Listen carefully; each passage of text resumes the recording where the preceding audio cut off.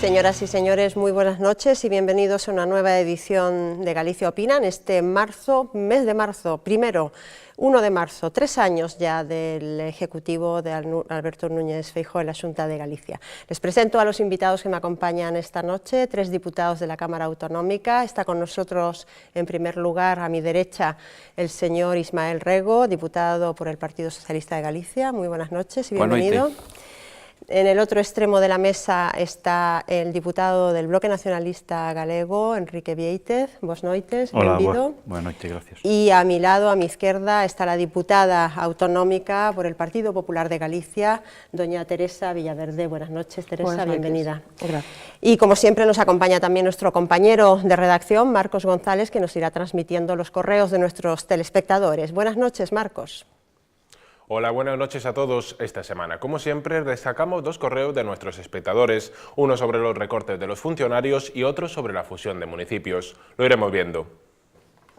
Así es, estaremos contigo en unos momentos, Marcos. Las principales ciudades de España y también las de Galicia han sido el escenario de manifestaciones en contra de la reforma laboral. Los sindicatos hablan de unas 20.000 personas en toda Galicia, mientras que según las autoridades los manifestantes no superaron los 2.000. En todo caso, en Galicia el seguimiento ha sido muy distinto el que ha tenido lugar en Madrid, Sevilla o Barcelona, donde además ha habido manifestaciones estudiantiles que se saldaron con heridos, detenidos y numerosos destrozos.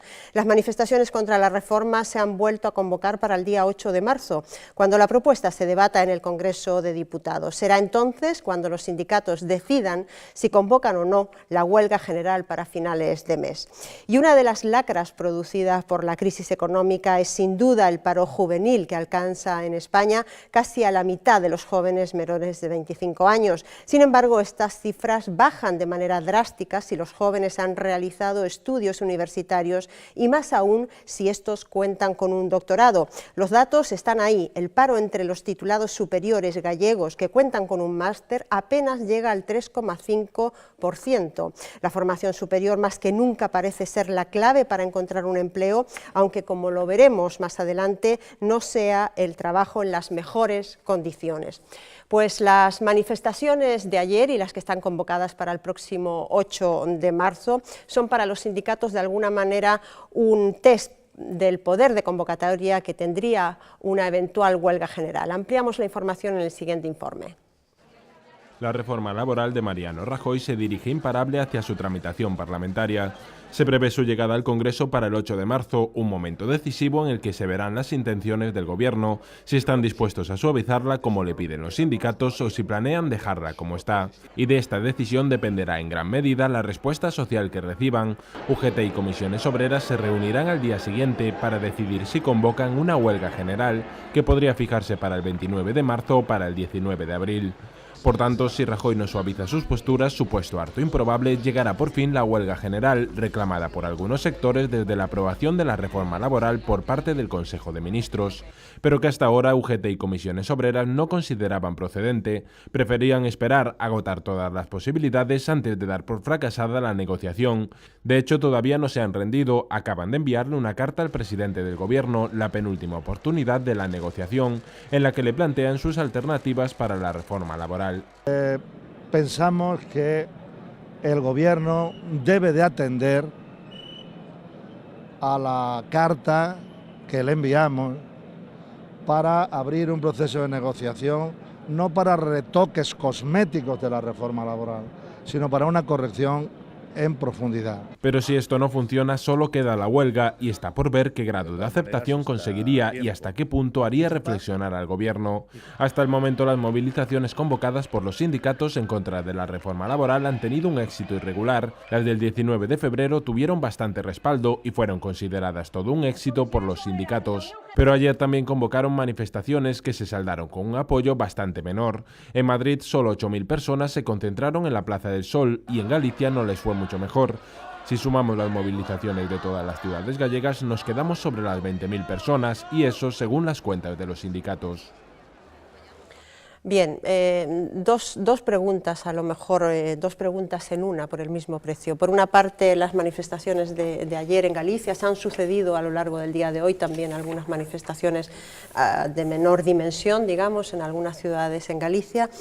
Por una parte, una valoración, les pido a los tres, sobre esas manifestaciones y, segundo lugar, esas manifestaciones de alguna manera demuestran el talante de la ciudadanía a seguir la invitación a una huelga general. Señor Rego, comienza usted, ¿le parece? Bueno, pois eu penso que as manifestacións que se celebraron no día de ontes en Galicia, como se celebraron en toda España, con participacións seguramente que distintas, tamén en función do número de población que ten cada ámbito territorial, nunca hai duda que demostran, eu creo que ven ás claras o malestar que existe con esta reforma laboral e como se está abordando pois as consecuencias da crisis económica que estamos a vivir. Eu creo que os manifestantes, os traballadores en xeral, eu penso que unha parte moi importante da sociedade se manifesta contra o axuste de contas que se quere facer con carga a crisis, primeiro contra o estado de bienestar e, en segundo lugar, contra os dereitos dos traballadores. Eu penso que, sumadas ambas as dúas cousas, crean un caldo de cultivo, unha conflitividade social, que pareceme que hai cuestións que ou ben o goberno, polo que afecta a reforma laboral, saben a negociar na vía parlamentaria, na tramitación parlamentaria, buscando a maneira de acordar esa reforma coas forzas políticas e cos axentes sociais do país, ou senón, os traballadores saben ben que estamos no camiño de perder dereitos que costou vidas conseguir. ¿Usted cree que la sociedad, que los trabajadores saldrían a la calle en una huelga general? ¿Tendría éxito esa convocatoria? Coa reforma tal como está, eu non teño ninguna duda de que saldrían á calle con contundencia, coa reforma tal como está. Outra cousa é que os traballadores non pensen que non haxa que facer reformas, que non haxa que modernizar o noso sistema productivo, que non haxa que homologar o noso mundo laboral ao noso contorno para que as nosas empresas poidan competir coas outros países. Seguramente que reformas hai que facer. Outra cousa distinta é o que se pretende facer. ¿Usted está de acuerdo con la convocatoria de una huelga general? Coa actual situación da reforma, coa reforma tal como está ahora mismo, sí. Non solamente a apoyaría, senón que a impulsaría, porque me parece que... De que serviría? Pois teria que servir de moito. Bueno, xa houve outra folga xeral que sirveu para tirar abaixo unha reforma que xa traía algunha das cousas que se incluyen nesta. A última folga xeral que houve contra o goberno Aznar fora por unha reforma laboral que tiña algunhas das cousas que trae nesta, que hasta ahora non se habían incluído e que agora, como consecuencia da crisis, utilizando a crisis como disculpa, pois se pretenden introducir de novo. E iso é nada máis e nada menos que eliminando a negociación colectiva, restringindo dereitos dos traballadores, volvéndonos máis ou menos 30 anos atrás, polo que a nova xeración de xóvenes que ven detrás de nós, pois tería que volver a loitar por conseguir dereitos que xa tiñamos acadado fai 30 anos neste país, non? Señora Villaverde, le hago las mismas preguntas, una pequeña valoración sobre las manifestaciones de ayer y de hoy y la posibilidad de que se convoque a una huelga general. El gobierno central no parece que esté en disposición de negociar esa reforma y con toda probabilidad se apruebe en el Congreso, ¿no?, dentro de 10 días. Imos ver, as manifestacións que está vendo estes días, tanto en Galicia como ao longo de todo o Estado, pois é un dereito que os traballadores teñen, cando hai un reaxuste das políticas laborais e os dos dereitos laborais, é normal que a xente se manifeste, pero eu creo que temos que chamar a responsabilidade. Todos sabemos, todos, a oposición, os sindicatos e os traballadores, sabemos que estamos nunha situación que o que pide a colaboración de todos, que temos que ir unidos da man, traballadores, empresa, políticos e responsables de gobernar neste caso que é o Partido Popular, e que a reforma era urxente estando o Partido Socialista, que houve unha reforma que foi un fracaso, que levou a máis pérdida de postos de traballo, e que hai que afrontar unha reforma que sexa equilibrada, que sea completa e que sexa eficaz. Estamos con connotacións totalmente negativas con respecto á reforma. Eu creo que presta especial atención aos xóvenes e que preste especial atención aos parados de larga duración e aquelas persoas que teñen cargas familiares. Ten un obxectivo primordial que é frear a destrucción de emprego, iso a corto prazo, e despois a medio e longo prazo esperemos que sexa medio, o máis curto posible, a creación de postos de traballo. Non podemos seguir nesa tendencia. Nós temos un problema, aparte da xente que está traballando, un problema gravísimo que son 5 millóns de parados.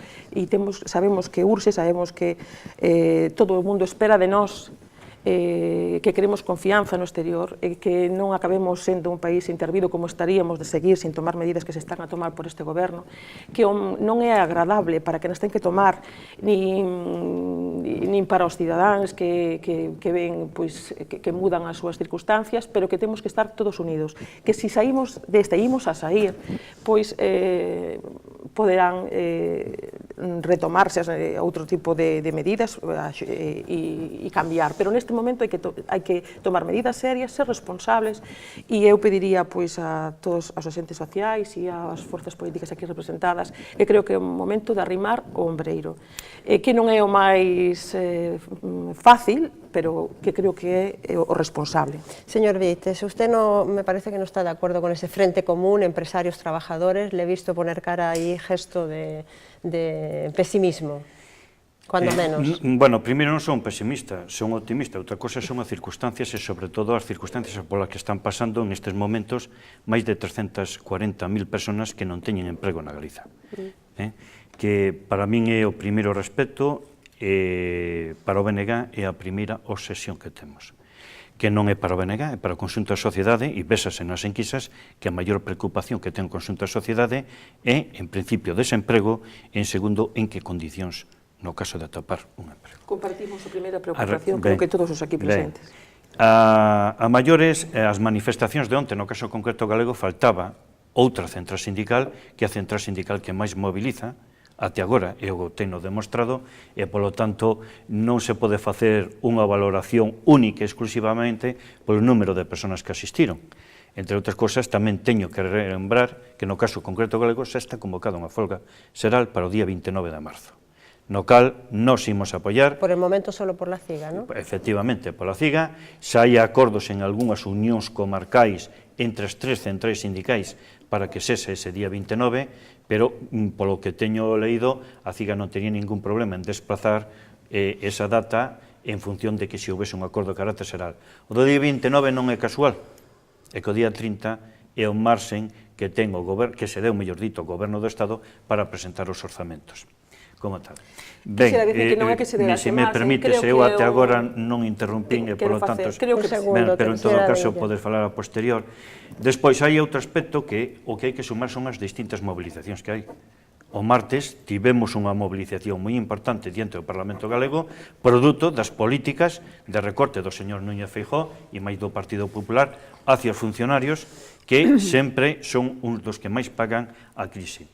E despois, mire, a respecto dese frente común, home, non se pode meter no mesmo saco. O señor Botín é unha persona ou unha familia que ten todos os membros no paro e que non ten ningún tipo de ingreso. Por lo tanto, o frente común, desde logo, dende o BNG, non o van a ter. Por varias razóns. Primeiro, polo que acabo de dicir, que é moi importante, porque non é o mesmo na situación que está o señor Botín, que un dos que orixinou a crise, a un señor que as padece as consecuencias dunha crise que non ten responsabilidade ninguna. Primeiro aspecto. Segundo, a responsabilidade en estes momentos está nos gobernos, tanto no goberno da Xunta como no goberno central, no que sesa e do color que sesa. Ten que tomar decisións para tallar o desemprego. E para tallar o desemprego non se toma, non é castigar os que están sufrindo as consecuencias da crise. Miren, hoxe aparecía unha noticia que eu creo que é moi interesante. Cando empezou a crise, que foi o primeiro que se atendeu? Pois, basicamente, o primeiro que se atendeu foi aos bancos, non ás persoas que perdiron o desemprego. E hoxe aparece unha noticia en donde di, en concreto, que vaise a dedicar 120.000 millóns de euros a maiores aos bancos, pero que non van facilitar o crédito. Que quero decir con isto? Que se está alimentando unha e outra vez os grandes responsables desta crise, que é o sector financiero, a costa precisamente de quen? Dos recortes sociais e dos dereitos laborais. Por lo tanto, frente común, baixo ningún concepto. E, por último, hai outras alternativas, que non son a de recortar dereitos. Miren, levamos 53, miren o que lle digo, 53 reformas laborais. 53. De que serviron? para precarizar as condicións dos traballadores e traballadoras, para perder dereitos, e este que é o máis sangrante, dun plumazo e da noite para a mañá, perdemos, como decía o compañeiro Ismael, que a xente lle costou sangue, sudor e lágrimas conseguir os dereitos que hasta fai 2 días tiñamos. Señora Villaverde, quería decir usted algo.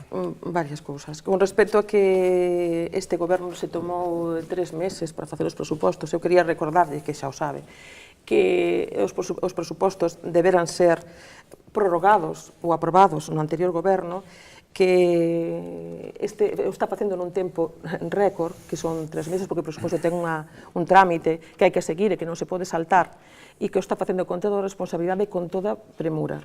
Que así como outros gobernos se lle apoyaron diversas políticas que levaron a situación ou colaboraron a situación na que nos atopamos por parte do seu grupo, a este goberno non se lle permiten nin o mínimo tempo para nin o de cortesía, que neste momento non se pode ter, porque as circunstancias nas que vivimos non permiten que todas as medidas e os traballos se fagan o antes posible, e así se está a facer, dende unha política presupuestaria, dunha reforma financiera que se vai abordar, da reforma laboral que se está presentando, e a reforma financiera vai a permitir, que tamén se está a traballar nela, vai a permitir que o crédito flúa de novo ás familias e ás pymes.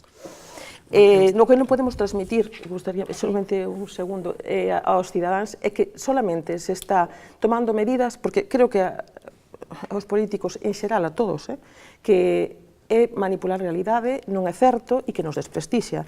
Non se está simplemente tomando medidas nin contra os funcionarios, que a medida máis drástica foi ese 5% por decreto que nos que vostedes aplicaron. Que o Partido Socialista, o que vostedes apoiaban no goberno, sufrimos todos os funcionarios, e que se tomaran medidas e se recoñecese no 2008 que si había crise, habería medidas moito menos agresivas que farían non chegar a ese 5%, pero que nin se recoñeceu, porque era máis fácil decir que non, porque é difícil decirlles que hai que tomar medidas que non son populares e para intentar reconducir a situación e non chegar a unha situación de deterioro económico tan grande.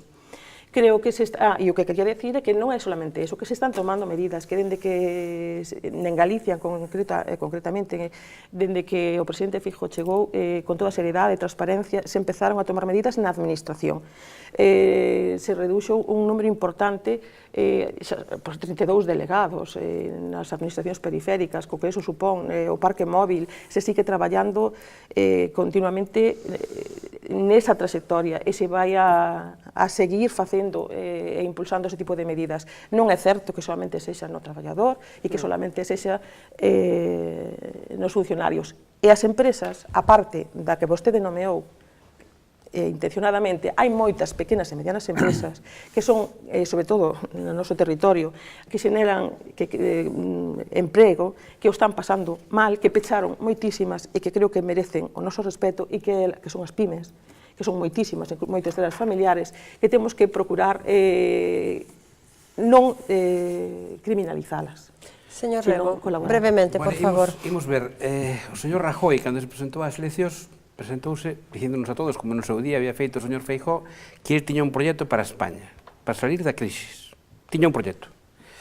E o goberno anterior, eu penso que con bon criterio, dixo, bueno, como este señor ten un proxecto para salir da crisis, vamos a deixar que os próximos presupuestos os faiga el como considere oportuno. Bueno, foi o que fixo. O razonable que sería que o señor Rajoy, cando chega ao goberno, pois se tiña ese proxecto, que un mes despois presentar os presupostos no Parlamento. Porque non debemos olvidarnos que os presupostos teñen unha tramitación parlamentaria, que esa está arreglada. Pero o que non está arreglada cando o goberno os presenta. O goberno pode presentar cando queira. Pode presentar o día 29 de marzo. Tampouco se sabía el déficit real hasta hace unha semana, ¿no? Igual que eu pode presentar o día 31 de xaneiro. Pode presentar cando queira. Iso non ten ningún problema. A partir de aí empeza a tramitación. Por que non os presenta? Porque hai un buen día que hai eleccións en Andalucía. E como hai eleccións en Andalucía, pois non convén enseñarlles aos andaluces os recortes que teñen previsto facer. Pero os presupostos eran feitos xa algún tempo.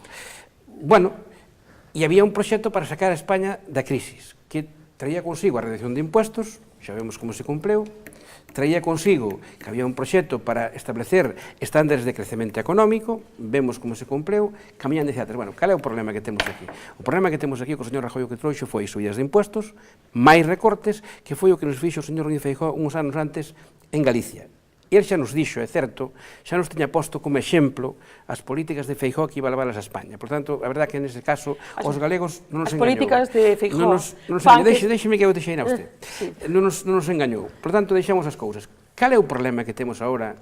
A ver, a mí gustaríame puntualizar aquí que as políticas de Feijóo podemos estar fixeron que seamos a segunda comunidade con maior solvencia do Estado. Despois de Madrid, gracias a esas medidas que o presidente Feijóo, solvencia moita, está publicado en prensa e está 77.600 parados máis tamén. O señor que nos iba a resolver o problema do paro en Galicia, hoxe en día, 3 anos despois, o balance que nos fai, e hoxe estamos o día que gana as eleccións, o balance que nos fai son 77.600 parados máis que cando el chegou ao goberno. Tiñamos o 12% de paro, hoxe temos o 18%. Este era o señor que nos iba a resolver o tema do paro. Pero hai unha cuestión, que isto non é unha novedade. Galicia está no Estado español, creo que non é ninguna novedade, e que é moi demagóxico aillar a situación autonómica, a situación estatal. Señora Villaverde, déjele terminar. Ustedes dicirles con claridade, os españoles e os galegos tamén, que ustedes teñen unha estrategia. E foron creando, con cargo ás crisis, as condicións necesarias para poder aplicala, que son as recetas neoliberales. Bueno, pois díganos con claridade que non pasa nada, e os ciudadanos valorarán si ou non. Vamos a ver, que ten que ver as condicións de traballo da xente que ten emprego hoxe para que os que non teñen emprego poidan insertarse no mundo laboral. Ustedes creen que recortando os dereitos aos que teñen traballo vai a ter máis fácil conseguir traballo aos que non o teñen? Pois non. E iso acaba de recoñecer todo o mundo. Todo o mundo acaba de dicir, o ministro, a ministra, o presidente do goberno de España, dixo que a reforma que iba a tener como consecuencia unha huelga general. Tamén dixo que non iba a crear empleo. Señor Rego, resuma, por favor. Pois se non é para crear empleo, entonces para que é? Iso é para facer un axuste de contas con o estado de bienestar e cos dereitos dos traballadores. Por que? En función da presión que fan algúns empresarios que teñen moito poder. E o problema está en que aquí volvemos outra vez ao esclavismo laboral.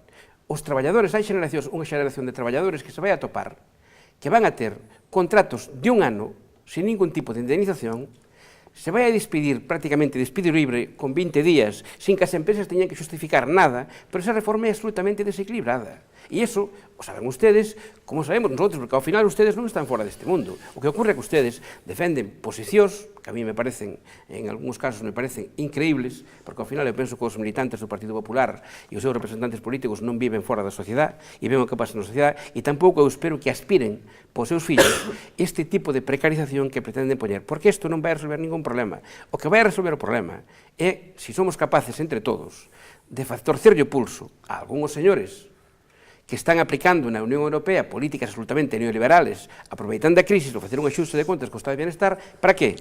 Mire, todo o desfase que se creou en 20 anos ou en 25 non podemos arreglar en 3. E como non vamos poder arreglar en 3, por favor, porque é imposible facer crecemento económico con eso fai falta, facer compatible a reducción do déficit con medidas que estimulen o crecemento no noso país. Se recortamos, o que vamos a sacar é poder de compra aos traballadores e a maioría dos ciudadanos e, polo tanto, se se retrae o consumo, non hai crecemento, e se non hai crecemento non hai emprego por moitas reformas laborales que faigan ustedes. Ahora ben, aquí hai unha estrategia de alguna xente que lle parece que os traballadores tiñan moitos dereitos. Tengo que interrumpirle porque yo creo que de todas maneras la Unión Europea parece que no está muy por la labor. Su colega de partido, el comisario Almunia, decía hoy mismo, creo, que no estaba muy por la labor de rebajar el número del déficit, ¿no?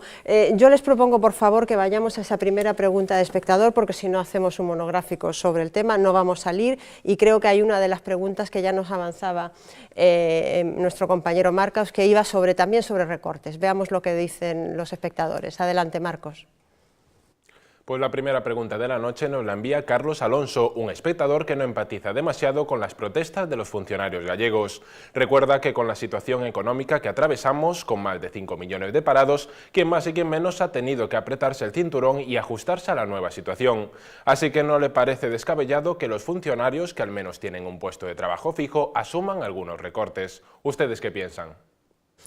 Señor Vieites, ¿usted qué piensa a esa pregunta concreta? Pues quiero decir, ¿son los funcionarios, como dice el refrán, que en el país de los ciegos el tuerto es rey? Miren, en primeiro lugar, hai que desmitificar o cartel que teñen os funcionarios. Bueno, pero con respecto a los 5,5 millones de parados... No, con respecto a 5,5 millones de parados, non. A min falame en todo caso con respecto a botín, pero non con respecto a unha persona que ten uns ingresos, a inmensa maioría do funcionariado é entre 1.000 ou 1.200 euros ao mes.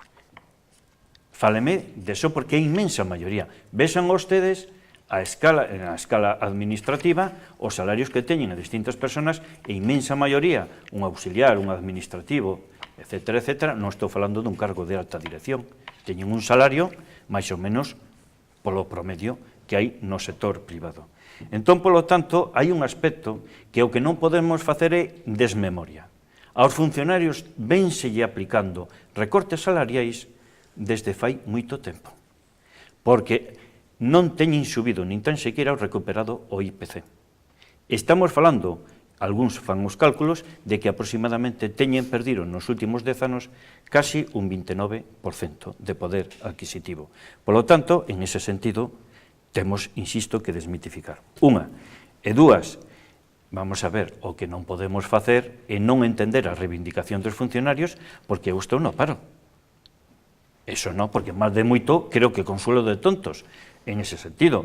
E en todo caso, o que non se pode igualar é por abaixo. Haberá que igualar por arriba, pouco a pouco, en todo caso, de xeito gradual, pero, ademais, hai un aspecto, con esta reforma laboral se introduce grandes interrogantes sobre o futuro do propio funcionario. Entre outras cuestións, as axencias, as empresas de traballo temporal, as axencias de colocación, van ter entrada na administración pública. Entón, polo tanto, eu creo que non hai que criminalizar e teñase en conta que o Partido Popular votou a rebaixa dun promedio dun 5% aos funcionarios. Foi o único partido que votou a favor na Cámara Parlamentaria Galega. Señora Villaverde. Ben, la pregunta del espectador, sí, con respecto al recorte de... E gustaríame puntualizar outras dúas cousas que creo que sí teño que puntualizar. E con respecto aos funcionarios, a ver, hai un problema que o dixen antes e o repito. E enlazo co que expuxo o compañeiro Ismael Rego do Partido Socialista. Vamos a ver, non se podían facer os presupostos, é para responder a isto.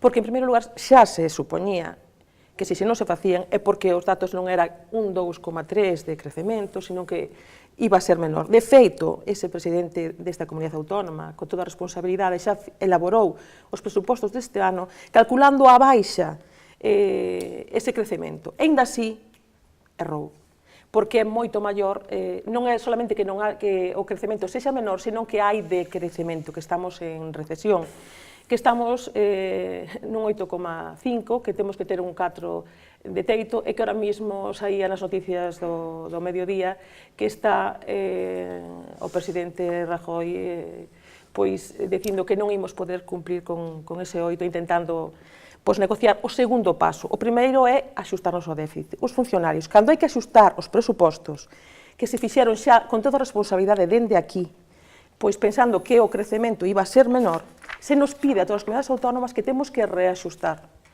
O capítulo 1, que para que todo o mundo nos entenda, é o de gasto de persoal, supón un 40% do presuposto dos orzamentos da Xunta.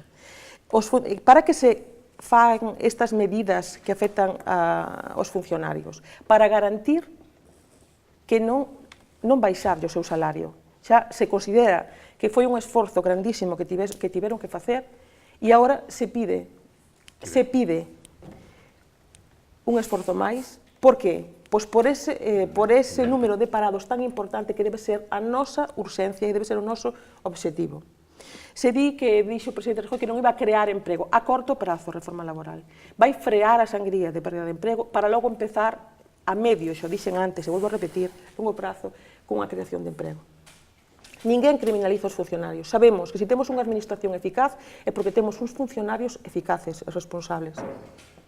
E sabemos que lle pedimos un esforzo extraordinario. E moitos deles saben. Algún por obligación. Moitos deles saben por responsabilidade, ainda que, por suposto, lles moleste, porque son traballadores e cada vez que ves afectadas algúns dos dereitos que tiñas antes, pois tes dereito a enfadarte e a protestar e a manifestarte, se queres. Moitos deles non se están manifestando porque nun acto de responsabilidade. Saben que non é un momento para unha folga xeral, pero teñen dereito a ela. Faltaría máis que non puderan protestar. Claro que poden, e é un dereito que temos todos. E de expresarnos tamén, e eu me estou a expresar agora, non?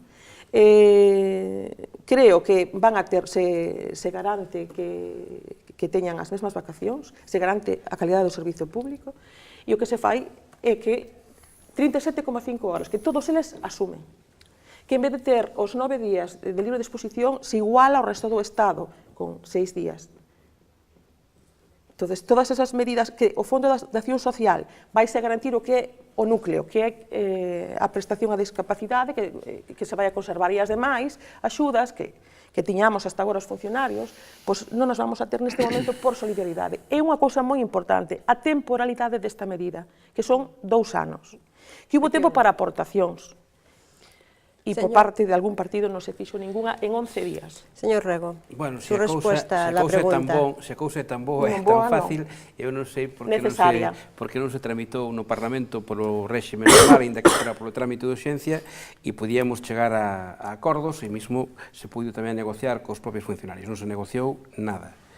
Por tanto, se fixo a trágala, se asaltou prácticamente o Parlamento, facendo a aprobación dunha lei que modifica uns cuantos artigos de outra dunha maneira considerable, que afecta a dereitos dos propios funcionarios e ao final dos ciudadanos en xeral, non nos equivoquemos, e se fixo por lectura única nunha sesión parlamentaria que durou máis ou menos hora e media ese trámite, non durou ni máis ni menos. Esa é a vocación que ten o señor presidente da Xunta, o señor Núñez Feijóo, do que é a vida parlamentaria de como se debe negociar cuestións tan serias para o país, para o seu presente e para o seu futuro. Pero aquí, o máis importante de todo isto dos funcionarios. A nós nos preocupa o tema dos funcionarios, nos preocupa e moito. Nos preocupa moito máis as consecuencias que vai a ter para o conxunto dos ciudadanos.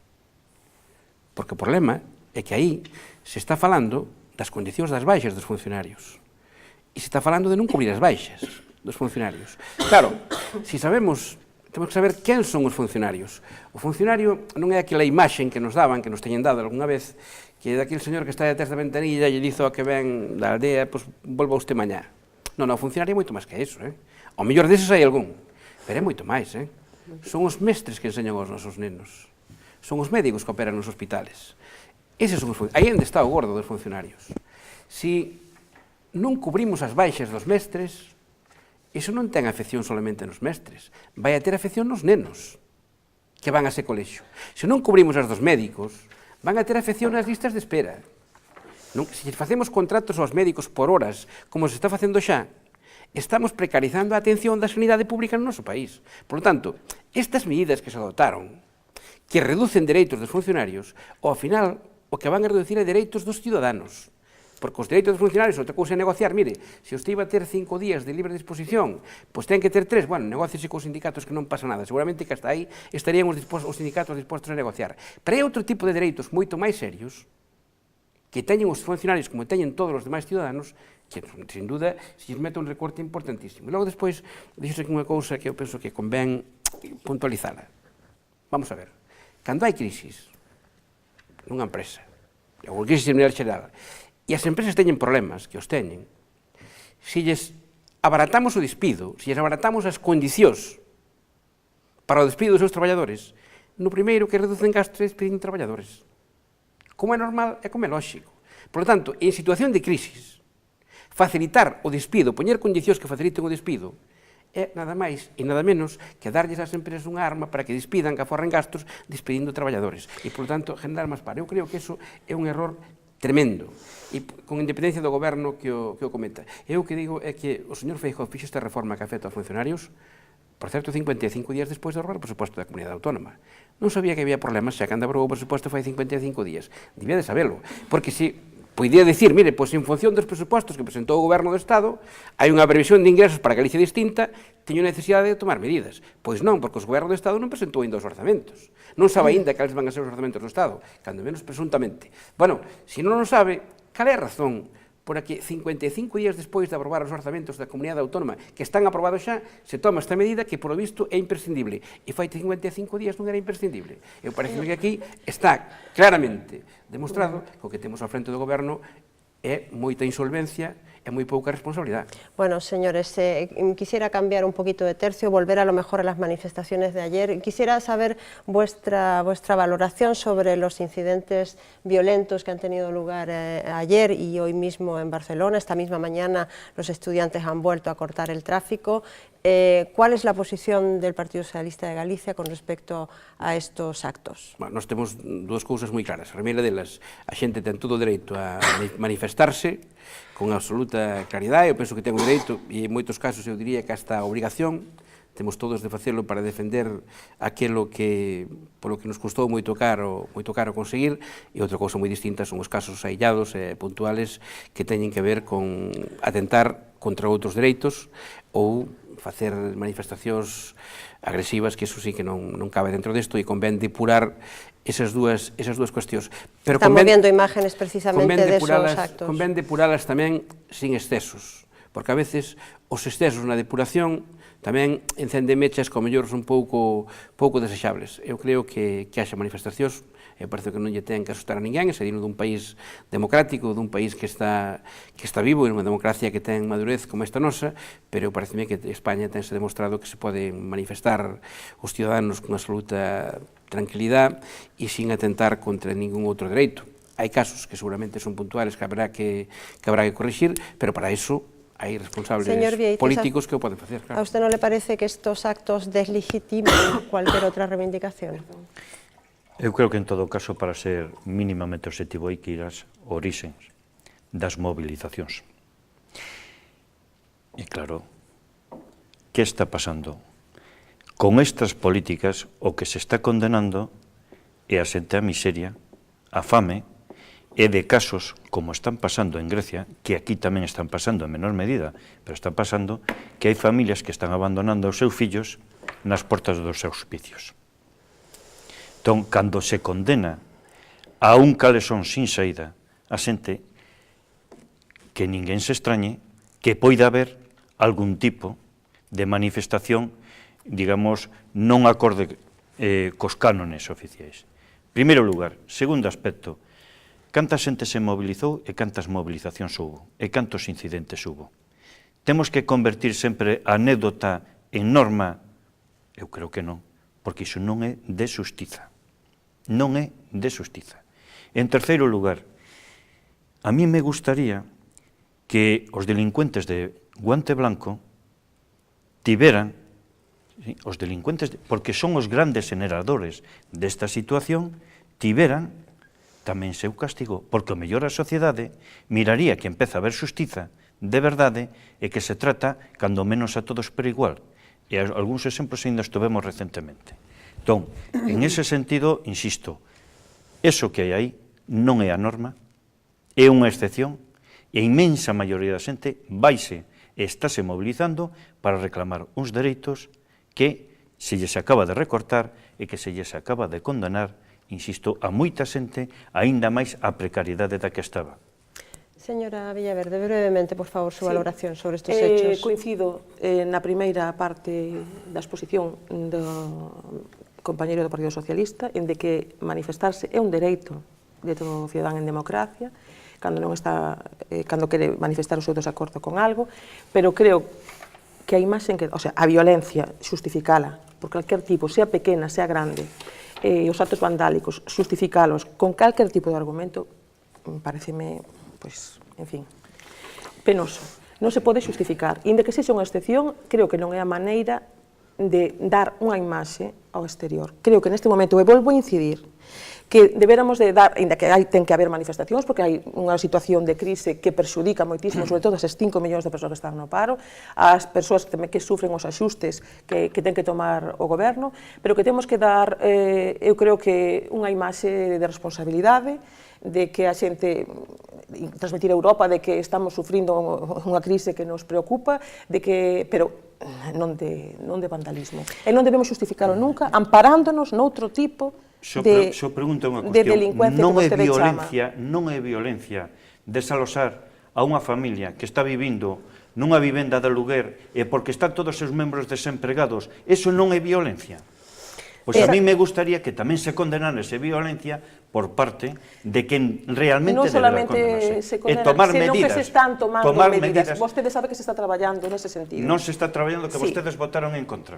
Bueno. A aviación da vivenda para amortiguar. A aviación de vivenda é unha proposta Cambiamos, É unha proposta. deste goberno, non do si seu les goberno. si les parece, cambiamos de asunto, aunque no nos alejamos realmente del ámbito económico. Galicia está entre las comunidades con mejores datos en materia de desempleo entre los titulados universitarios. Veamos la información.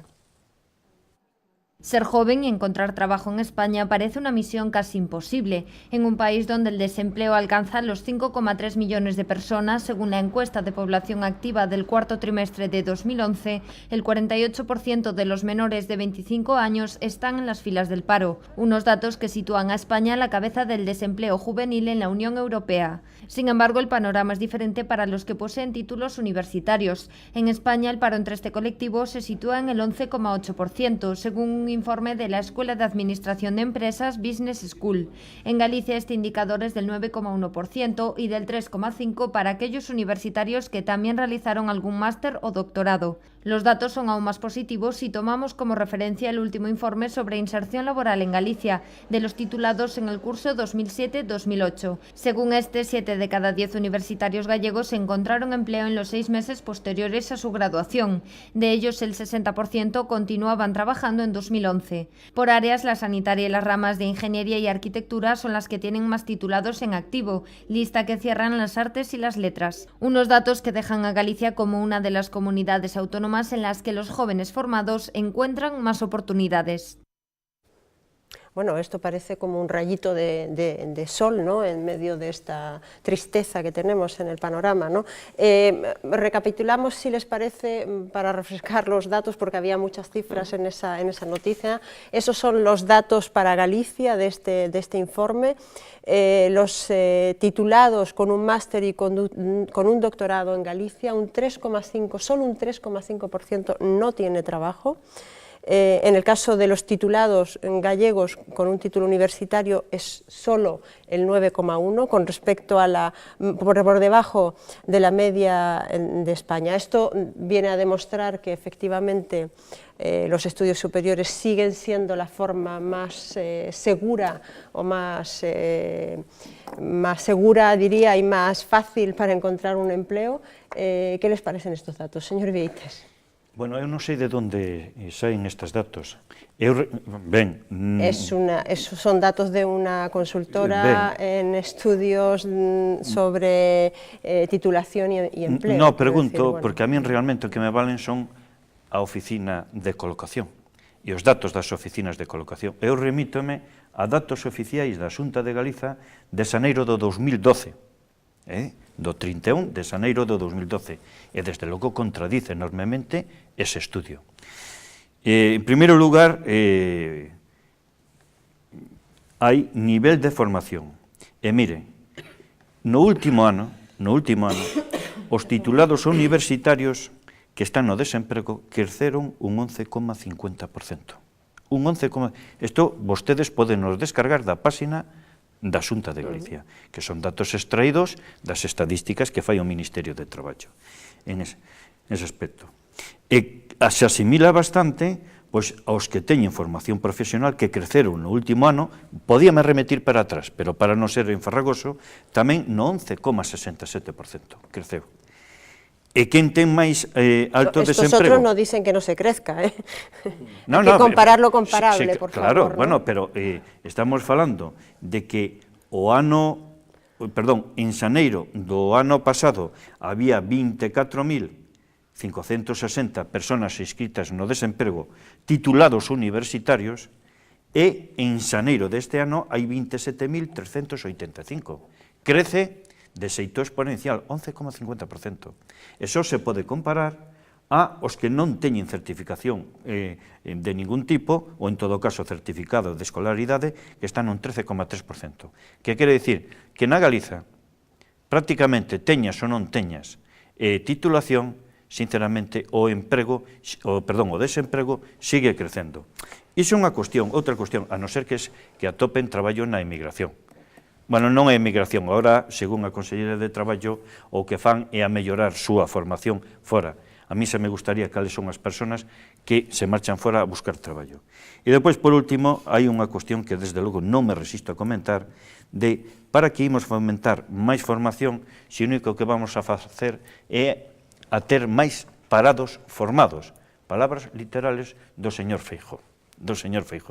Entón, sinceramente, non me creo esas estadísticas, remítome as estas e o crecemento aquí o demostra de que non hai oportunidade, máis ben todo o contrario. Corroboraremos, pero me da la impresión de que unas no contradicen necesariamente las otras, ¿no? Pero bueno, tomo nota y corroboraremos los informes. Creo que cando hai alguna cuestión que se vislumbra como positiva, pois eso tende a alegrarnos a todos e é bastante normal. E na situación na que vivimos, pois é lógico, non? E a mí me gustaría que as cousas no emprego en Galicia pois foran ben, ainda que eso lle viñera moi ben a quen dirixe o goberno de Galicia, a quen o preside, e que a economía fora moito mellor do que vai. Claro que sí, que estaríamos todos máis contentos e seguramente algunhas cousas pois non habría que decir. Desgraciadamente, pois non é así. Vamos a ver, deses datos eu creo que hai que ver algunha cuestión, porque é verdad que todo parece indicar que cando unha persona está mellor formada, pois ten máis posibilidades, parece razonable. Non sei se está medido cantos deses titulados pois atoparon traballo que tuvera ligazón coa súa titulación. Que iso é un tema moi importante. Porque se o traballo que atoparon non ten ligazón coa súa titulación, pois lóxicamente estamos falando xa de cousas moi distintas. Que teñen máis facilidade para atopar traballo aquelas persoas que están mellor formadas e que incluso están dispostas a facer traballos que son de categoría moi inferior á formación que eles teñen, pois claro, eu creo que eso en Galicia podes estar dando. E podes estar dando tamén que hai unha serie de xóvenes ben formados que se están marchando do noso país. As estadísticas dícenes. Por qué? Porque ven expectativas de emprego en algúns outros sitios e aí estamos tendo, eu creo que unha emigración nova que é moi empobrecedora para o país. E, por tanto, temos que tomar moi boa nota dela por unha razón, porque estamos gastando recursos nosos en formalos, pero, sin embargo, van desarrollar a súa capacidade a outros lugares de España ou do mundo, e, por tanto, debe ser un elemento de preocupación para o goberno e para todos nós, sin dúda ninguna. Sin que isto queira dicir que non haxa que adaptar o tema das titulacións, que penso que algunha volta merece que se lle dé, e eu penso que hai que reforzar tamén moito todo o que ten que ver coa formación profesional. Eu creo que nos últimos anos se ten avanzado en esa dirección, convén percorrer tamén ese camiño, entre outras cousas, para que a ver se podemos facilitar que os titulados que salen das universidades acaden traballo no noso país e a poder ser traballo acorde coa súa formación, coa titulación que teña, non? Señora Villaverde. Ben, os datos, a ver, hai diferentes estudios por aí circulando, aparte destes días estiveron saindo, non? A tendencia dende o 2005, xa hai datos ata o 2008, é que as titulacións universitarias, pois, o nivel de emprego iba disminuindo, non? Neses anos, nese período, pois, creo que un 12%. Claro, cando se halla a media, pois hai especialidades como son as da saúde, en que a empregabilidade pois é moi alta, e as enxeñerías pois sin ter en conta o período de crise. Vamos a ter xa antes desto que está afectando a todo en xeral, non? Pero para non tampouco sobredimensionar o negativo. Eu creo que o que pasaba é que non se axusta as necesidades do mercado laboral ás titulacións que había. Había queixas do tecido empresarial, de que non atopaban a veces, que tiñan que formar a xente nas empresas cando chegaban porque non tiñan técnicos especializados. Había un desprestixio da FP que nos últimos anos eu creo que se avanzou moito, aquí en Galicia tamén, e se apostou neste goberno pola FP creando novos centros integrados, se aposta agora se vai apostar dende o goberno pola FP de formación dual nas empresas, igual que se está facendo en outros países, e aparte, por algo que a mí me parece importante, que se implantou tamén nestes anos de goberno do Partido Popular, que é a formación a distancia, a formación profesional, non? Porque digo que me parece moi importante. Hai xente que está traballando, pero que necesita unha titulación para progresar no seu posto de traballo, para promocionar ou para afianzalo, e permítelle combinar o que é o traballo e os estudios, non? De feito, hai moitos matriculados nos dous nos 2 anos en que se leva implantado. Non había ningún FP a distancia e agora xa hai varios ciclos. Creo que temos que apostar por unha FP de calidade, que ningunha cousa vai a sustituir, o sea, non van a sustituir as licenciaturas, nin as diplomaturas, nin os estudios universitarios a FP, sino que son complementarios. Que isto xa non é algo que pase aquí, é que xa pasou antes noutros países, xa pasou en Alemania moito antes e tiveron que facer tamén este reaxuste. Entón, que é algo que temos que estudiar, que a formación, en eso non estou co que se dixo antes, creo que é importantísimo que os nosos jóvenes estén formados. Terás yo que dicir ao teu presidente. O comparte comigo, ou eu con él, que estén formados, que nesta crise que van a sair reforzados, porque eu sei que se están esforzando, están aprendendo idiomas, que é unha carencia grande que temos, están facendo máster, están facendo posgrados, e sairemos con xente moito máis preparada que poderá afrontar, cando empecemos a remontar, y dar un plus de calidad de formación. Bien, vamos con la última pregunta de nuestros telespectadores. Marcos, adelante, por favor. Vamos pues con la segunda pregunta de la noche, que nos habla de la fusión de municipios. Pero antes de entrar en materia, permítame, como siempre, recordarles a nuestros espectadores que pueden enviar sus propias preguntas al correo electrónico galiciaopina@populartv.net. Y ahora sí, vamos con el correo de Mercedes, una espectadora de Boqueixón que ha oído rumores de que su concello podría fusionarse con el de Santiago. Y de primeras, la idea no le hace demasiada gracia. Teme que el ayuntamiento grande acabe por comerse al chico y sus servicios públicos se vean afectados. ¿Ustedes qué piensan? ¿Tienen fundamento los temores de Mercedes?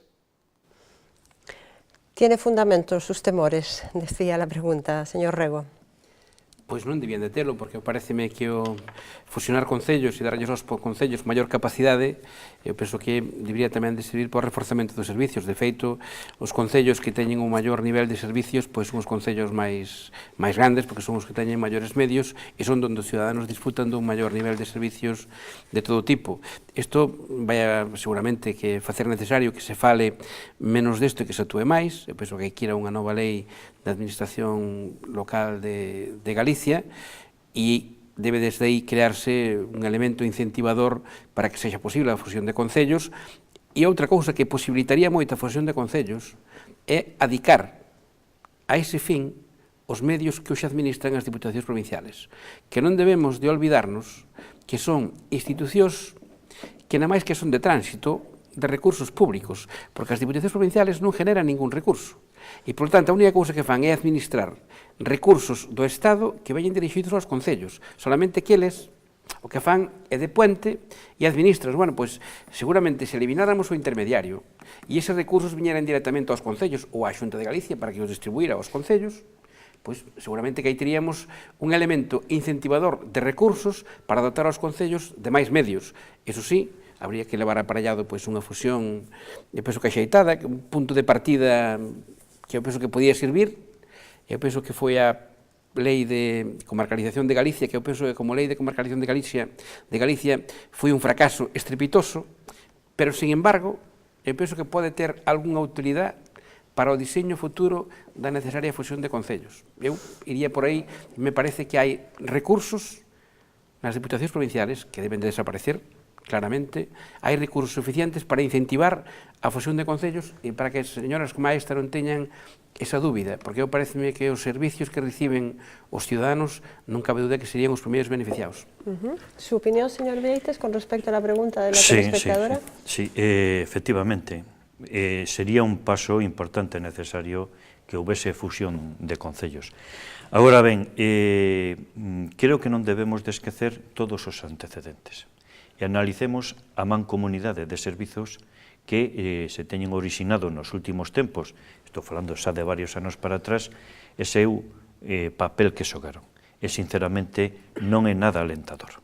Non é nada alentador por múltiples circunstancias, pero basicamente por non entender que consorciando servizos, cando menos, pódense prestar polo mismo precio mellor ou inclusive máis do que estaban, cando non abaratalos en todo caso.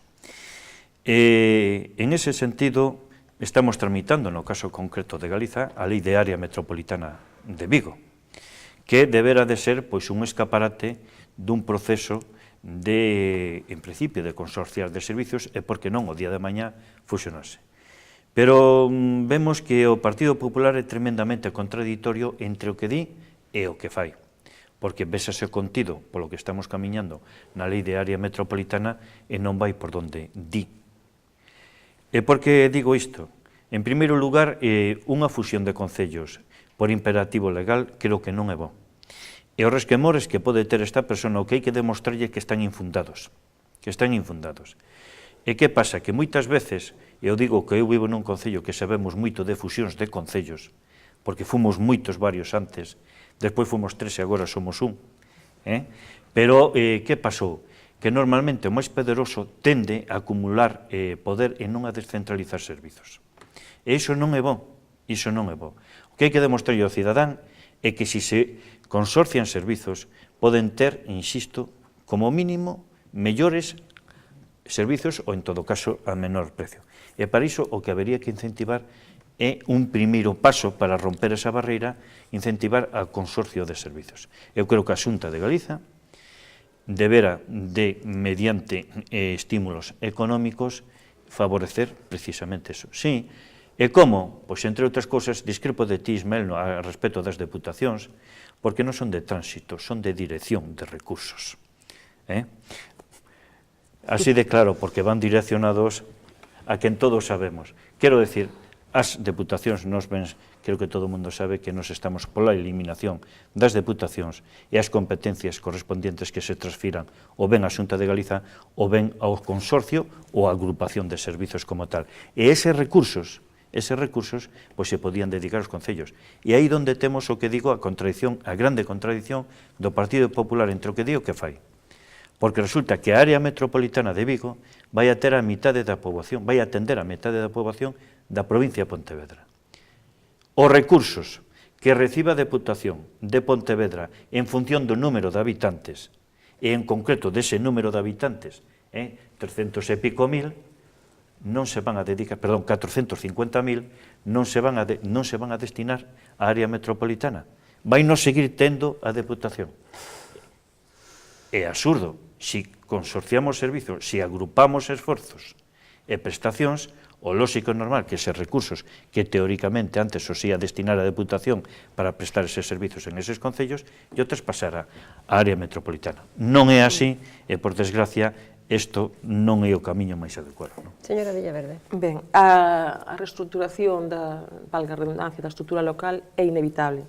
A parte de que a crise pode acelerar o proceso, non é un tema únicamente de aforro, senón que coincido plenamente co que decía antes Ismael, que se queremos garantir os servizos que todos os cidadáns teñen dereito a ter, tanto nun concello pequeno como nun concello grande, teñen os mesmos dereitos, a única maneira de garantilos é indo a unificación de concellos.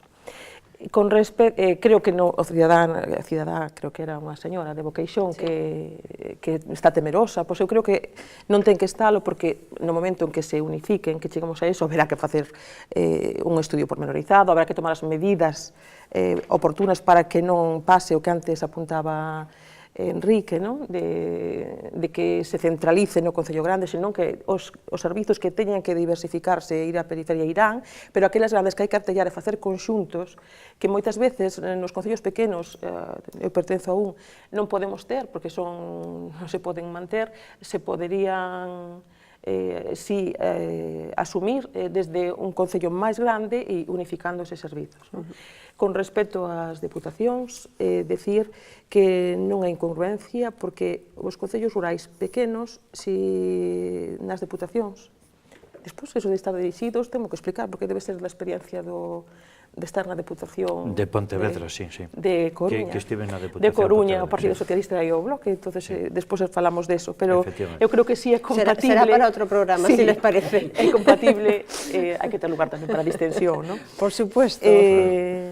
Con respecto a que digo que moitos concellos rurais nas deputacións a toda agora, salvo que despois que se chegue a unificación de concellos e se axan todos os concellos dunha dimensión diferente, recibimos moitos dos nosos fondos a través da Diputación.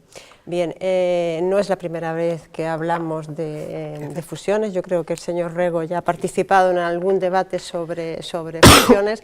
Quizás ahora el tema se plantea como más necesario que nunca, sobre todo porque habrá que entrar en el detalle de cómo quedarían, quién se fusionaría con quién, cuántos se reducirían, y etcétera. Yo creo que el debate está planteado desde hace ya meses, pero que seguro que durante el resto del curso político que queda, pues tendrán que trabajar mucho sus señorías en el hórreo, ¿no? Muchísimas gracias, señor Rego, por su presencia una vez más en el programa. Señora Villaverde, como siempre, gracias.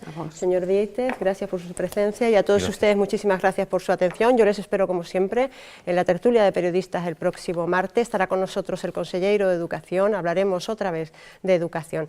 Hasta entonces, muy buenas noches y hasta pronto.